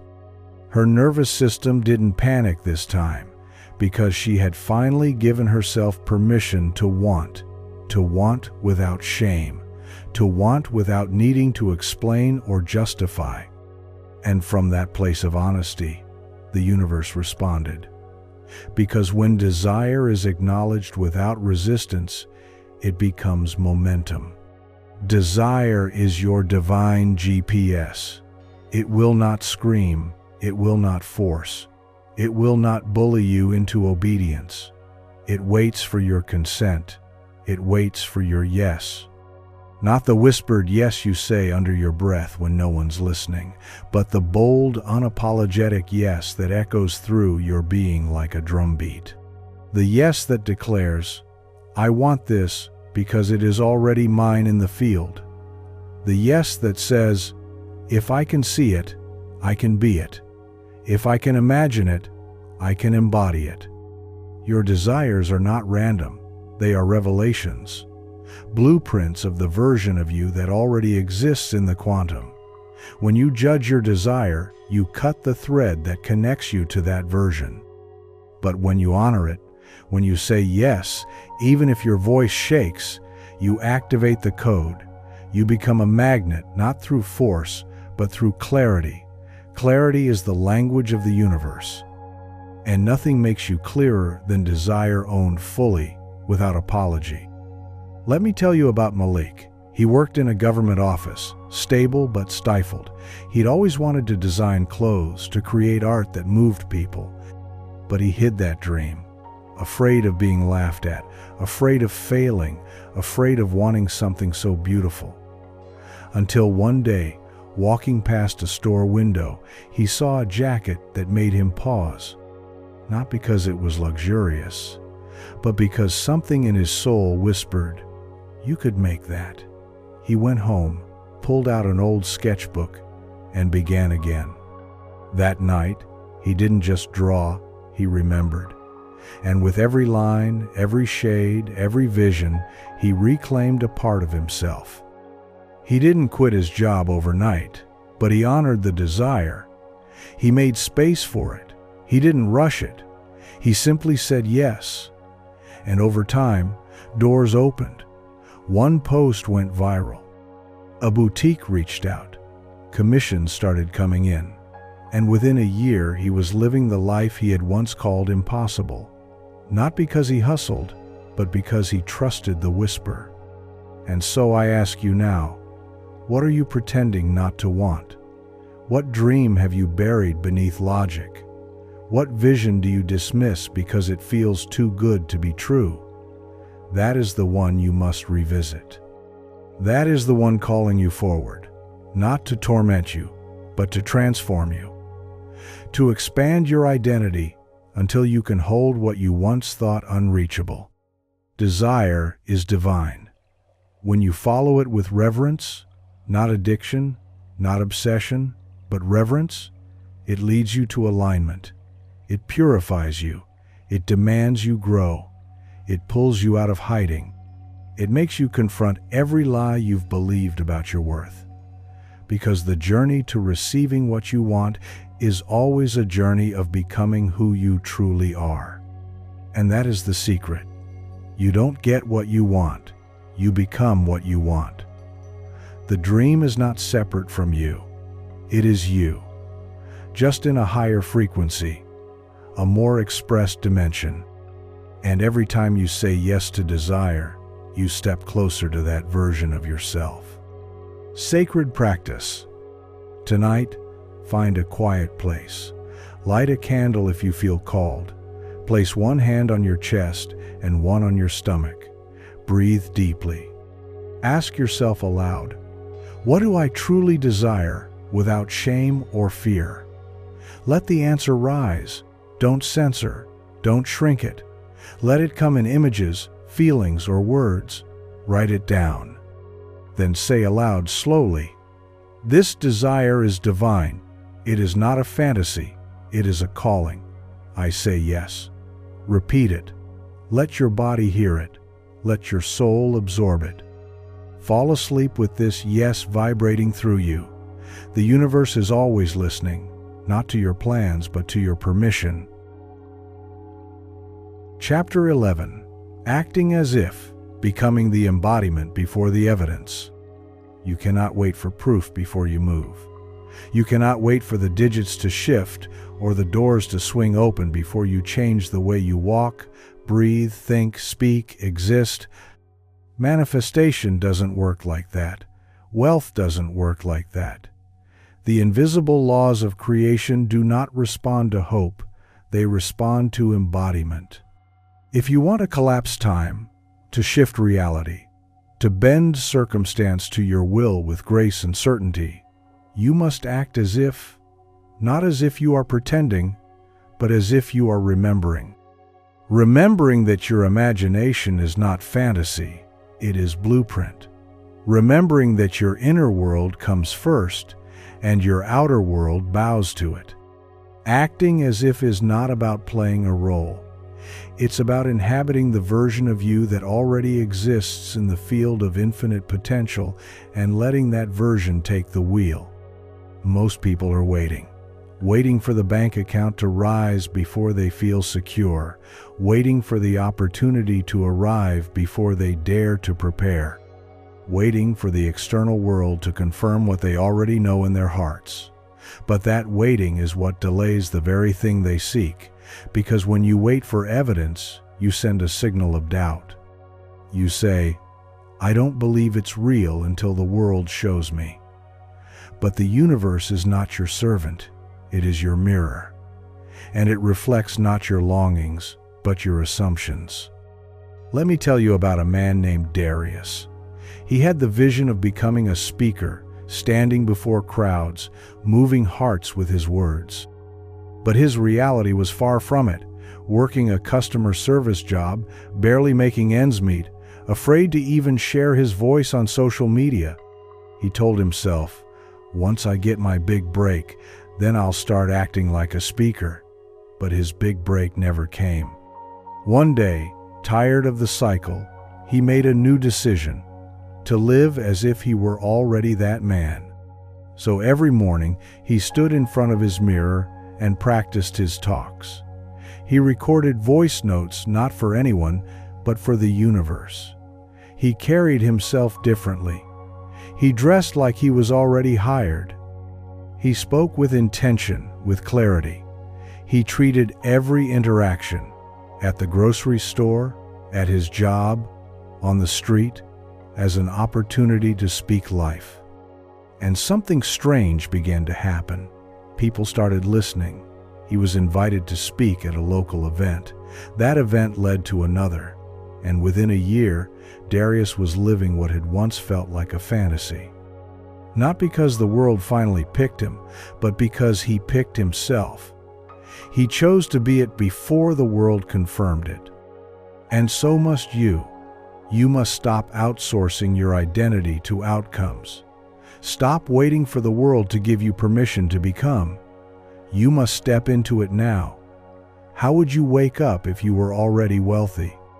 How would you greet the morning? How would you move through your day? What would you say no to? What would you prioritize? What boundaries would you hold? What beauty would you allow? Acting as if is not about lying to yourself. It's about aligning with yourself. Your nervous system may resist at first. It may scream, "This isn't real." That's okay. That's expected. You are stretching the edges of your comfort zone. But growth does not happen in logic. It happens in repetition. The more you become the version of you who has it now, the faster your reality recalibrates. It's not a trick. It's a law. And this is where the sacred nuance comes in. Acting as if does not mean spending recklessly. It doesn't mean pretending you have something you don't. It means behaving in alignment with the energy of the result you've already claimed. For example, the wealthy version of you might still choose frugality, but it would come from power, not fear. The aligned version of you might still work hard, but it would feel like play, not punishment. The real you doesn't need to prove anything. They already are. There was a woman named Solène. She wanted to become a best-selling author, but she hadn't even written the first chapter. Her excuse? I'm not an author yet. And so the cycle continued. Until one day, she realized that authors don't wait to be published to claim the identity. They write. They act as if their words matter. So she cleared space in her schedule, created a writing ritual, lit a candle each night, and sat down as if millions were already reading her work. At first, it was just her and the page. But her energy changed. Her words carried weight. The story flowed, and within 6 months, she had not only finished her book, she had agents reaching out to her. Not because she hoped, but because she became. Every time you move from the future instead of the past, you create a ripple. You send new instructions to the field. You embody a different frequency. And the universe, in its infinite precision, must respond. It does not judge, it does not delay. It simply delivers. But it delivers to the version of you who is ready, not the one who is still waiting. So I ask you now, are your actions matching your vision? Are you moving like someone who trusts what they asked for? Are you speaking like someone who knows they're already chosen? Are you creating from fear or from fulfillment? These questions matter more than timelines or tactics, because identity is what shapes destiny. And the truth is, the more you act in alignment with your desired self, the less you need to make things happen. Life begins to move you. You don't chase, it flows. You don't hustle, you harmonize. People, ideas, synchronicities begin to magnetize to your new embodiment, not because you tricked reality, but because you finally matched it. Sacred practice. Every morning for the next week, ask yourself one question before anything else. If I already had the wealth I desire, how would I behave today? Don't answer with theory, answer with action. Maybe it means dressing differently. Maybe it means saying no to an obligation that drains you. Maybe it means eating slower, walking with more presence, speaking with more certainty. Let the version of you who already has it guide the day. And then at night, reflect. Ask, did I honor my future self in the present? Let this become your way of life. Not just a technique, but a transformation. Not a performance, but a becoming. Chapter 12. Identity is the portal, rewriting who you believe you are. Every manifestation, every reality shift, every breakthrough you seek, it all flows from one sacred source, your identity, not the labels the world gave you. Not the name on your diploma or the title on your paycheck. Not the roles you've played out of survival or the mask you wear to keep the peace. I am speaking of your true identity, the deep, vibrating sense of self that lives beneath the noise, the one that says, "This is who I am." You see, life does not give you what you want. It gives you what you are, and what you are is what you continually affirm through your self-image. You can recite affirmations every morning and script your desires under the moonlight. But if, deep within, you still believe you are someone who must struggle, someone who never gets ahead, someone who is always almost there, but never chosen, then the universe, ever faithful, will continue to reflect that belief with mathematical precision, because manifestation does not originate in the wish, it originates in the assumption. The frequency of who you believe you are creates the atmosphere in which life must respond. Identity is the portal, the gateway, the true first cause. And every shift in your reality must begin with a shift in who you believe yourself to be. This is why change can feel so hard, because your entire nervous system is wrapped around your current identity. It's not just mental, it's physical, emotional, and energetic. If you've spent years believing you are someone who always just gets by, then even when abundance appears, your system may reject it. Not because you don't want it, but because it contradicts the self you've been rehearsing for so long. The ego, which simply wants to survive, will say, "This isn't us. This isn't safe." And so you may find yourself sabotaging, shrinking, or pulling back, not because you're weak, but because you're loyal to a version of you that no longer serves the life you say you want. Let me tell you about a woman named Brielle. For most of her life, she identified as the helper. She was always there for others, always the dependable one, always the person who poured into everyone else's dreams but never allowed herself to have one. When she finally started her own business, she kept undercharging. She over-delivered. She apologized for her prices. And when people asked why, she would say, "Oh, I'm just not the kind of person who's driven by money." But beneath that story was a belief: I am not someone who receives, I am someone who gives. That identity kept her stuck, until one day, a mentor looked her in the eyes and said, "Brielle, what if your giving is no longer self-sacrifice, but overflow?" That question shattered something. She realized she had built her entire life around a version of herself that was never allowed to be full. So she began to ask, who would I be if I truly believed I was worthy of more? That one question changed everything. She didn't just change her prices, she changed her posture. Her voice deepened. Her energy stabilized. She embodied a new identity. I am a woman who receives with ease and gives from abundance. And within weeks, her business tripled, not because she worked harder, but because she stopped betraying her new self. And this, beloved, is the work. Not to change your external world first, but to rewrite your identity. Who are you now? Who do you believe you are in relation to money, success, love, health? Are you someone who always just misses it? Someone who can't be trusted with more? Someone who has to prove and push to earn their place? Or are you someone who lives in alignment with divine provision? Someone who expects ease because they have become it? Someone who knows the universe is not measuring them, but mirroring them? Rewriting identity is not just about changing what you think, it's about creating a new, energetic normal.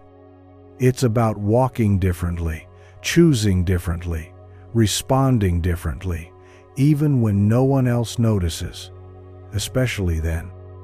It's the private moments, the quiet choices, the unseen shifts that create the loudest echoes in your life.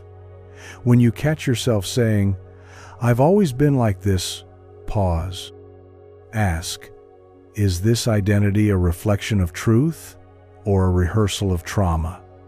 Just because you've been doesn't mean you are. You have the power to reinvent, to rewire, to remember who you were before the world told you who to be. There was a man named Isaac who always identified as the underdog. He wore it like a badge. He'd tell stories of all the times he'd been overlooked, underestimated, dismissed. It made him feel strong, but also small.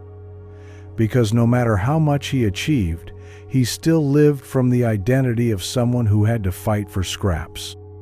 Until one day, while journaling, he wrote the words, "I am no longer proving, I am now receiving," and something inside him cracked open. He realized that he could no longer carry the story of the underdog and step into the role of the leader at the same time. He had to choose, and he did. He released the identity that got him here, to make room for the identity that would take him there. You must release to rise, shed to step forward, grieve the old self, not because it was bad, but because it was a survival strategy, not a destiny. You are allowed to become someone new. In fact, it's the most spiritual thing you can do. You are not betraying your past when you become more. You are fulfilling its purpose. Because your past wasn't meant to define you. It was meant to refine you. And now, the invitation is simple. Choose a new identity, the one that already lives in the energy of your desires, the one that makes decisions with clarity, the one who trusts the universe because they trust themselves. Sacred practice. Every morning for the next 5 days, speak aloud a new identity statement. Stand in front of a mirror, breathe deeply, and declare, I am the one who is ready. I am the one who receives with ease. I am the one who allows wealth, beauty, joy, and peace into my life without fear.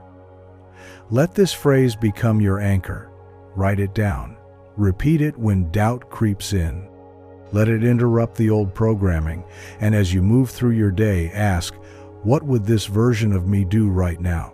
Then do it, even if it's small, even if it scares you. Because every choice you make in alignment with your future identity brings that identity closer, not as an idea, but as your new normal. Chapter 13. The Energy of Decision. Wealth responds to certainty. Every shift you seek begins with a single moment. One not of fate, not of luck, but of decision. Not a casual wish, not a half-hearted preference, but a full-bodied energetic yes that vibrates through every layer of your being. Decision is not the act of choosing between options. It is the sacred commitment to collapse all other timelines that do not align with the highest version of who you've chosen to become. Wealth doesn't respond to waiting. It doesn't respond to hesitation. It doesn't dance with doubt. It magnetizes to certainty. It meets those who say, "This is who I am now, and because I have chosen it, life must reflect it." The moment you decide, not with your lips, but with your energy, the universe begins rearranging in your favor, not later, now. Most people don't lack power, they lack permission. They wait for the signs to be perfect, for the doubt to leave, for the fear to dissolve before they move. But the signs wait for you. Fear only dissolves in forward motion. And the universe is listening, not to your prayers alone, but to your posture. You can say, "I want wealth," while still moving like someone who expects lack. You can say, "I'm ready to receive," while still organizing your life around playing small. But when decision is real, your behavior shifts. Your tone changes. Your boundaries sharpen. Your standard rises. You no longer entertain what once distracted you, because the version of you who lives in overflow would never. And in that moment, wealth begins its return, not as a reward, but as a reflection. Let me tell you about a woman named Nora. She had been circling the same income bracket for nearly a decade. She had tried everything: manifestation techniques, new business models, even side hustles. And yet, nothing changed. Until one day, sitting by the ocean, she realized she had never actually decided to be wealthy. She had hoped, she had desired, but she had never claimed it. There was still a back door open in her mind. Still a version of her that believed she'd always get by. That day, something shifted. She stood up, looked at the sea, and said aloud, "I will no longer live at the edge of enough. I choose overflow, and I will become the one who receives it." That night, she went home and did something radical. She deleted every offer that no longer reflected her worth. She cleared space in her schedule. She let go of clients who drained her. It was terrifying, but it was certain. And within a month, the highest-paying client of her career showed up without her searching. That is the power of decision. It's not always loud. Sometimes it happens in silence, in the sacred privacy of your own heart. But when it happens, everything begins to bend in its direction. Because decision is not about declaring what you want, it is about becoming the one who no longer negotiates with misalignment. And you must understand, indecision is a form of self-abandonment. When you linger in maybe, when you avoid clarity because you're afraid of closing doors, you keep all doors open, and none of them lead anywhere. You leak energy. You drain your own magnetism. You teach the universe to hesitate because you are hesitating. But when you make a decision and embody it fully, life responds. It sends the resources, the ideas, the people, not because you begged, but because your energy finally matched the clarity of your desire. There was a man named Theo who wanted to transition from a corporate job into full-time creative work. For years, he danced with the idea. He read books, attended webinars, made vision boards, but never leapt. He told himself it wasn't the right time. Until one morning during a meditation, he heard one phrase echo through his mind. When you decide, the how appears. That afternoon, he emailed his resignation. He didn't have it all figured out, but he was done postponing his life. And within 2 weeks, he was offered a collaboration that covered 6 months of expenses. Not because he calculated it, but because his decision sent a frequency so clear the universe could not misinterpret it. This is the essence of manifestation through decision. You must stop waiting for certainty to show up externally. You must become the certainty internally. Certainty is not about having all the answers. It's about anchoring into the feeling that no matter what, you will rise. That no matter what, your decision is a seed, and seeds do not argue with soil. They root, they trust, and so must you. Ask yourself now, what am I delaying because I haven't truly decided? Where am I pretending to be confused when I already know? What have I been circling when I was meant to leap? Your next level doesn't need a better plan. It needs a braver decision. Not a decision made from panic or pressure, but from alignment. The kind that whispers, I'm ready now, not because I feel perfect, but because I'm done waiting for permission. And yes, fear may rise, that's part of it. But decision is the antidote. The moment you commit, fear loses its grip, because action reclaims the energy that hesitation was hoarding. And once you begin, you realize the mountain was never as tall as you imagined. It only grew in the absence of your movement. There was a woman named Zara who dreamed of moving to a new city to start her dream business. But she told herself all the usual stories. It's too expensive. I'm not ready. What if I fail? Until one day, she looked at herself in the mirror and said, I am not afraid of failing. I am afraid of never becoming who I truly am. That was the moment she decided. She booked her one-way flight. She said goodbye to her old life with tears in her eyes and power in her chest. Within 6 months, her business was not only thriving, it was transforming lives. Because she didn't just move cities. She moved frequencies. She chose. She became. And now, it is your turn to stop tiptoeing around the life you were born to live, to stop rehearsing the reasons and start embodying the resolve. To let your yes be a lighthouse, not for others, but for the energy you're calling in. Sacred practice. Tonight, sit down in stillness and write a letter of decision. Begin with, today I decide. Let the words flow. Declare who you are choosing to become, what you are no longer available for, what you are ready to allow. Do not write what you hope for, write what you claim. When you're finished, read it aloud. Feel every word vibrate in your chest.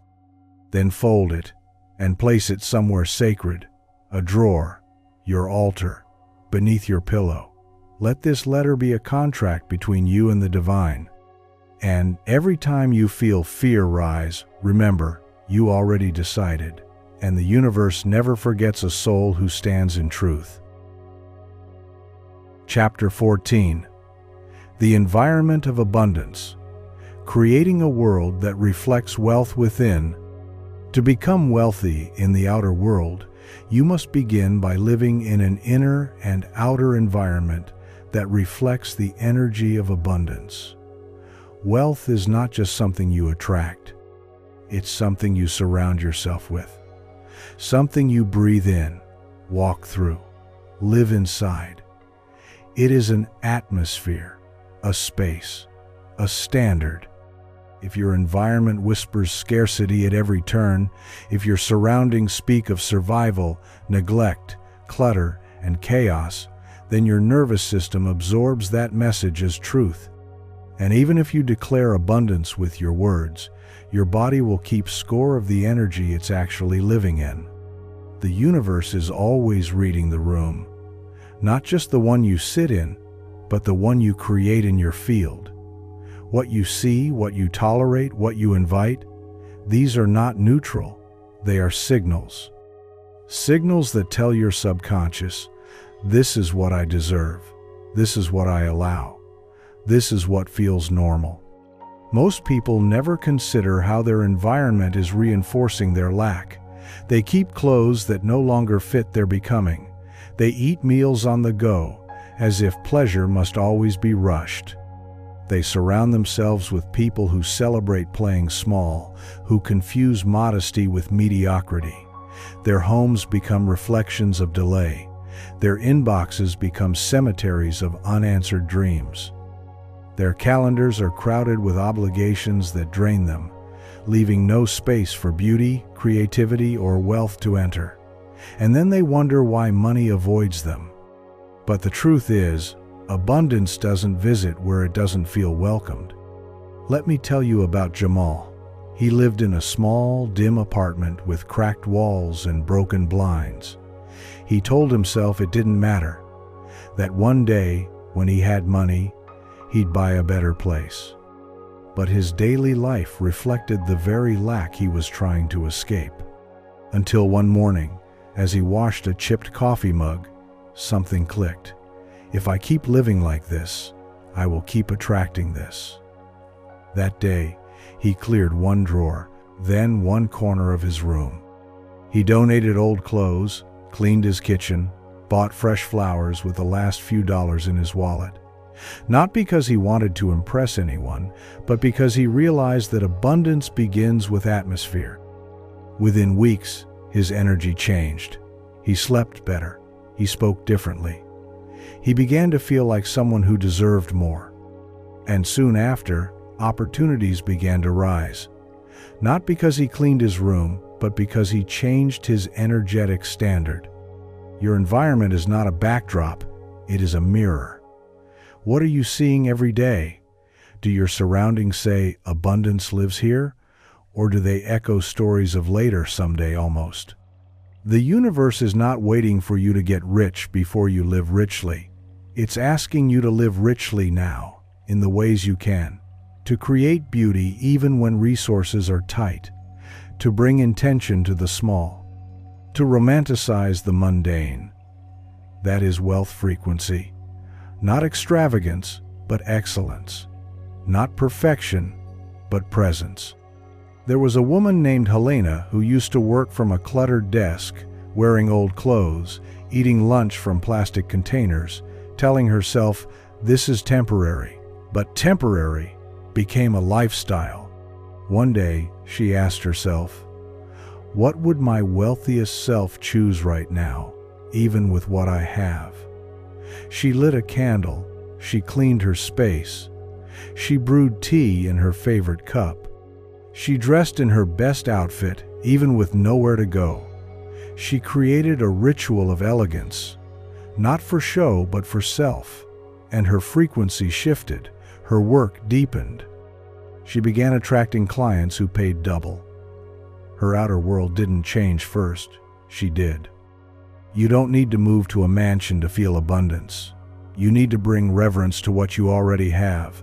Fold your blankets with care. Sweep your floors with gratitude.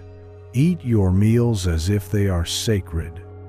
Your space doesn't need to be big. It needs to be aligned. And it's not just your physical space, it's your digital environment too. What do you consume? Who do you follow?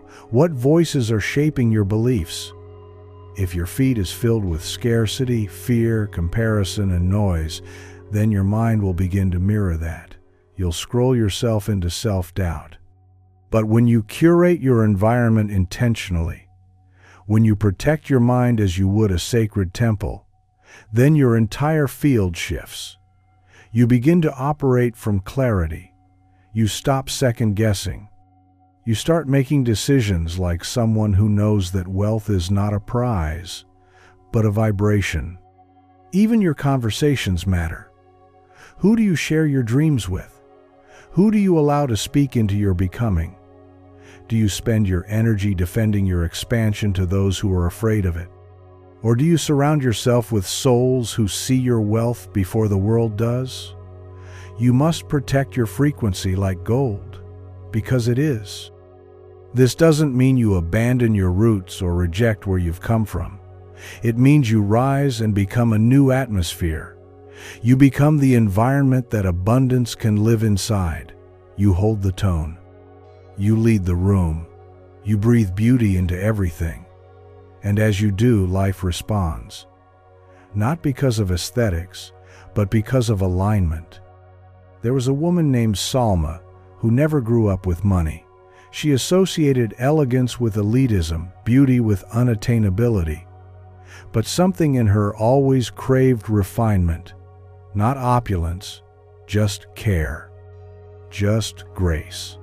One day, after receiving a small bonus at work, she didn't spend it on bills.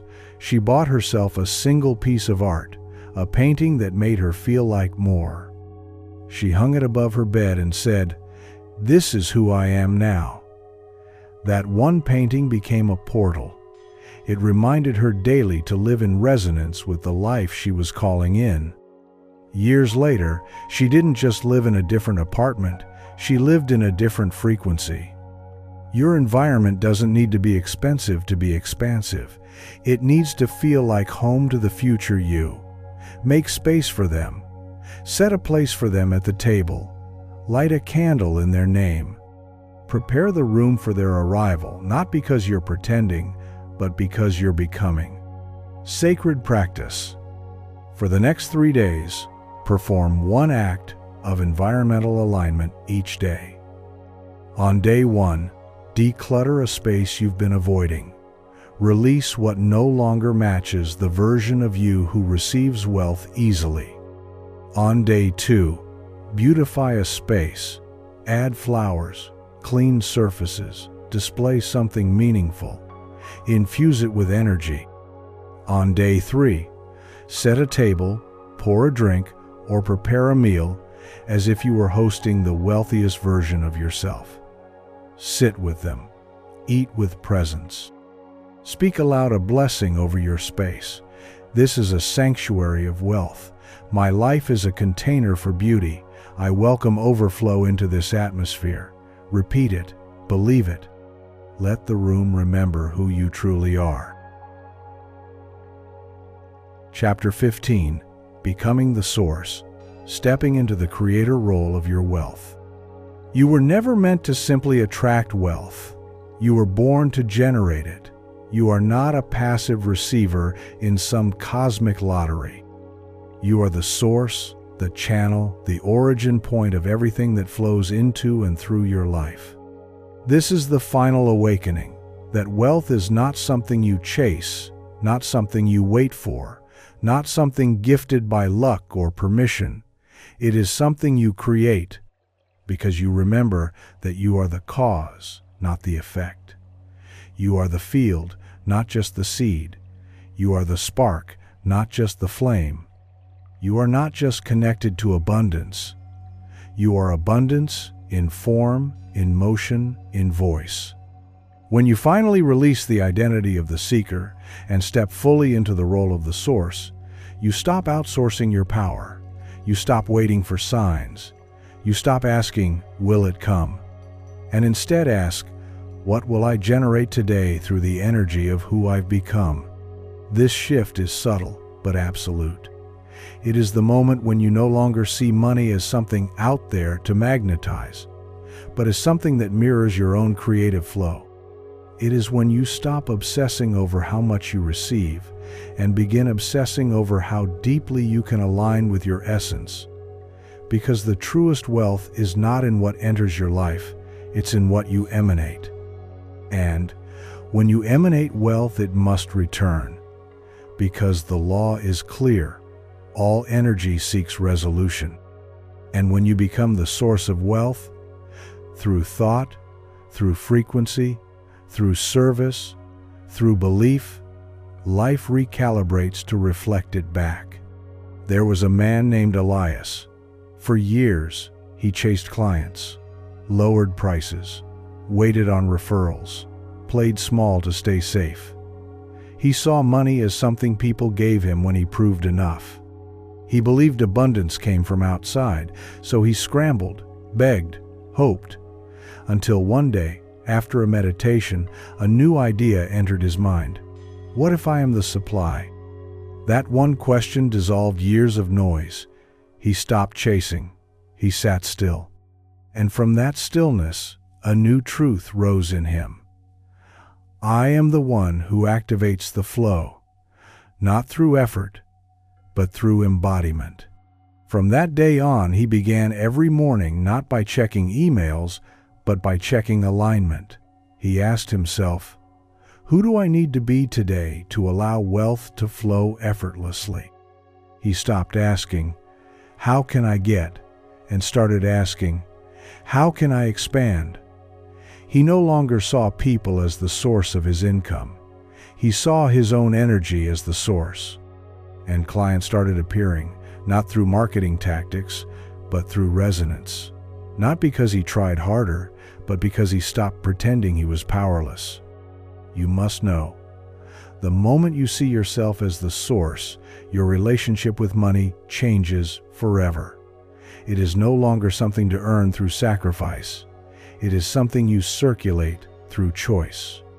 You become the origin, not the orphan. You become the well, not the one waiting at the well.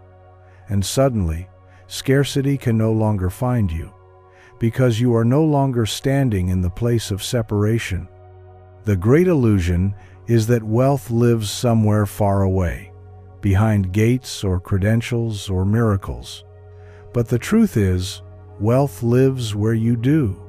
It lives in your courage to raise your standard, in your willingness to believe that your words hold power, in your boldness to declare your worth without defense.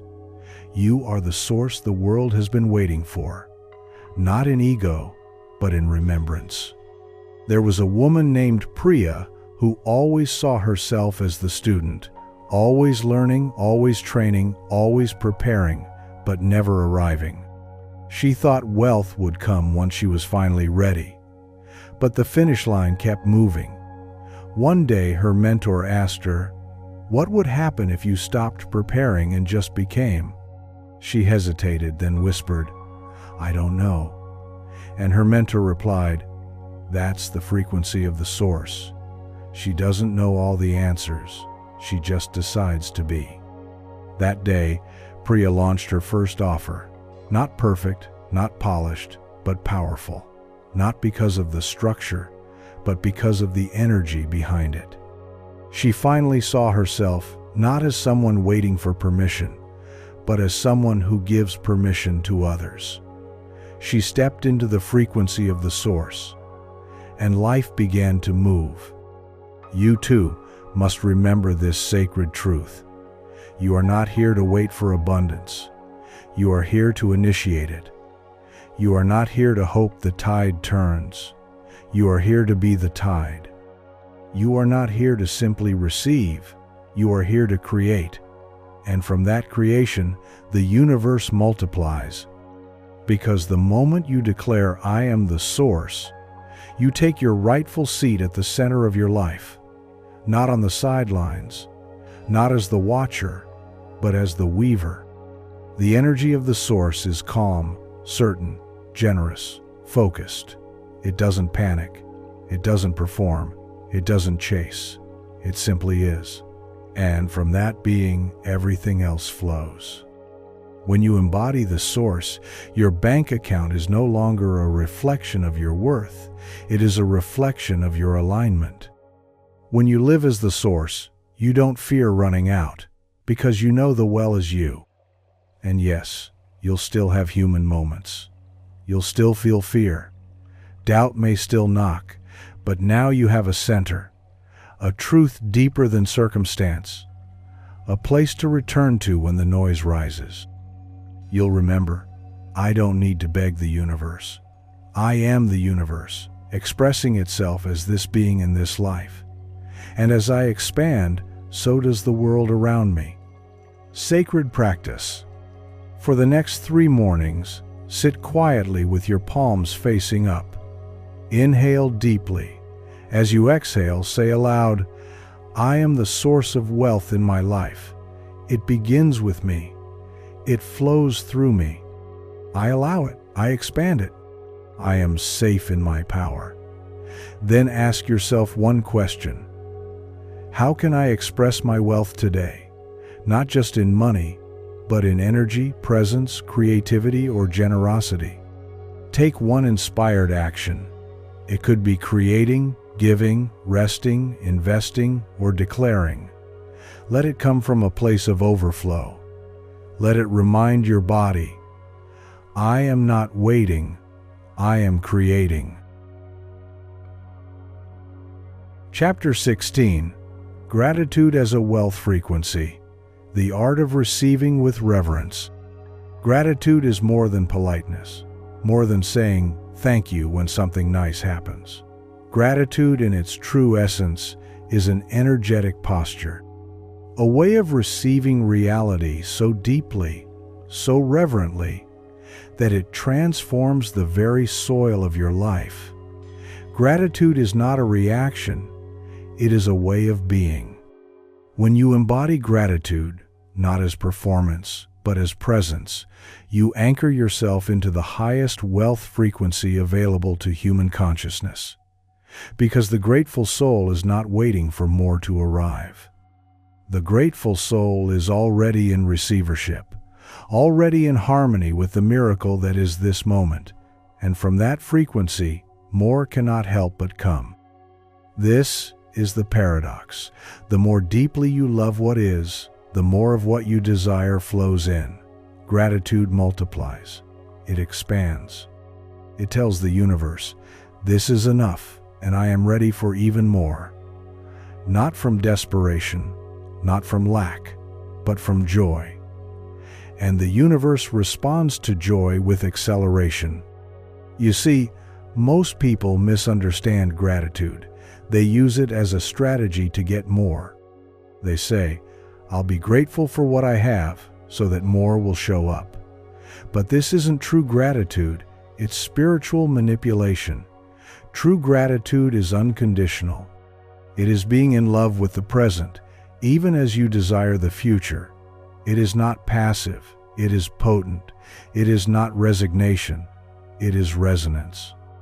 When you feel deeply, sincerely grateful, not just for what's obvious, but for the invisible support, for the unseen alignments, for the breath, for the becoming, you become magnetic. There was a man named Luca. He used to say affirmations every morning, write down goals, recite visualizations, but none of it seemed to move him. It felt mechanical, empty. Until one day, he tried something different. He closed his journal, turned off the podcast, and sat with his hand over his chest. No script, no agenda, just breath. And after a few quiet moments, he whispered, "Thank you for what I can't even see yet. Thank you for what I've already forgotten to honor. Thank you for being patient with me." Tears came. not because he was sad, but because he finally let himself receive what had already been given. And from that day on, his energy softened, his body felt safer, money flowed with more ease. People showed up who matched his frequency, not because he was doing it right, but because he was finally feeling it. Gratitude is not a checklist. It is a way of living in constant acknowledgement of how supported you already are.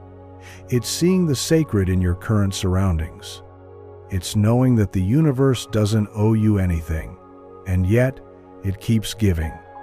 Every heartbeat, every breath of money flowed with more ease. People showed up who matched his frequency, not because he was doing it right, but because he was finally feeling it. Gratitude is not a feeling you wait for, it is a feeling you cultivate. It's the intentional tuning of your internal radio to the frequency of sufficiency. And when you live in the vibration of "I am already full," you become the field where more can bloom, not from need but from joy, not from lack but from overflow. To be grateful is to become a vessel that life loves to pour into, because life trusts those who bless what they already hold. If you resent your current circumstances, if you curse your bills, your body, your balance, then you reinforce the story of lack. But if you say, "Thank you," to what little you have, if you honor what's already working, if you celebrate the unseen blessings that hold you through every season, you create an opening, an energetic invitation, and abundance cannot resist that kind of invitation. There was a woman named Ayana who lived in what she once called barely enough. Her income was small, her space was tight, and her responsibilities heavy. But one morning, as she looked at the sunlight pouring through a crack in the curtain, something shifted. She whispered, "This is beautiful, and I didn't have to earn it." That small moment of acknowledgement became her morning ritual. She began giving thanks for everything: the warmth of her tea, the softness of her socks, the silence between alarms. And something miraculous happened. What she had became more, not instantly, not dramatically, but gradually. Everything began to stretch and rise: her confidence, her income, her joy. Not because her outer world suddenly exploded, but because she fell in love with what already was. And so must you. You don't have to wait for $1 million to feel wealthy. You can feel it now, in your breath, in your rhythm, in your awareness. That feeling is the signal. That signal is the magnet. Gratitude turns your entire body into a prayer the universe is eager to answer. Sacred practice. For the next 7 days, begin and end your day with a gratitude flow. In the morning, speak aloud 5 things you are grateful for, small or large. Let each one land in your heart before moving on. In the evening, place your hand on your heart and say, "Thank you for this day. I received more than I saw. I am full. I am grateful. I am ready for more." Let this practice become the bridge between where you are and where you're going.